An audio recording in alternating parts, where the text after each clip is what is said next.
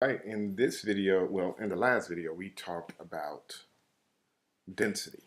We talked about it in terms of a, squ a square or a cube. We talked about it in terms of a sphere and a cylinder. In this particular video, we're going to talk about the definition of pressure. Okay, so we're just going to start off with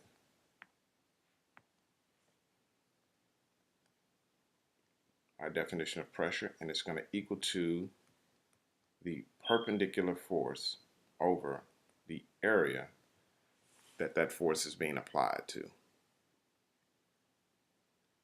Okay, so let's pick a couple of examples here.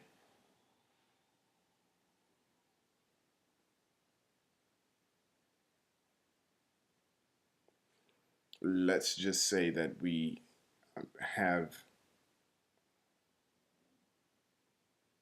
let's say that we have a fluid, okay?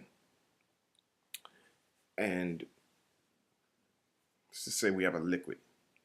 And in that liquid,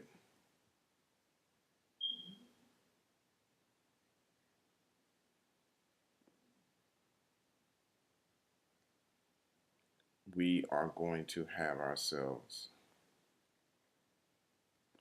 a surface. Okay, some hypothetical surface in that fluid. Now, this surface has an area A,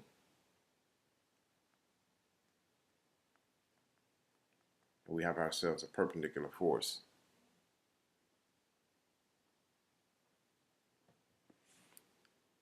And on the other side, we have ourselves a force. Okay.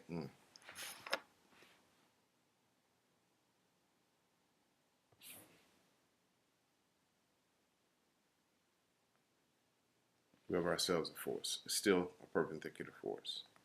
So we've defined our perpendicular force here, and we've defined our areas. So this is the way we're defining pressure in a fluid. And I just want to read something to you guys. The force exerted by the fluid on any surface must be perpendicular to the surface. Otherwise, it would have a component of shear that would cause the surface to accelerate. So this is very important too, if it's not perpendicular. So what is shear?